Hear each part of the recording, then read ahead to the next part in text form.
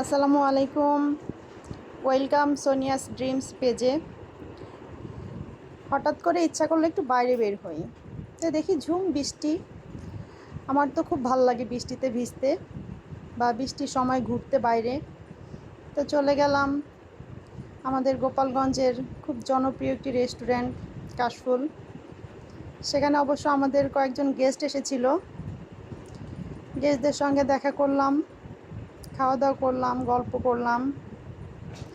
তবে কেন জানি সবার কাছে খুব ভালো লাগে কাশফুল রেস্টুরেন্টের খাবারটা। আমার কাছে খুব একটা ভালো লাগেনি। চিকেন চপ নিয়েছিলাম আর বাটার নান নিলাম। তবে তার সঙ্গে যে সালাডটা দিয়েছে ওটা খুব ভালো লাগছে।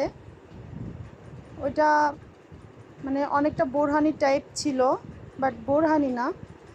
চিকেন চপটা মোটামুটি লেগেছে, বাটার নানটা ভালো ছিল। খাওয়া দাওয়া করলাম। এই তো সবাই মিলে আমরা একসঙ্গে খাওয়া দাওয়া শেষ করলাম, করে বাইরে বের হলাম।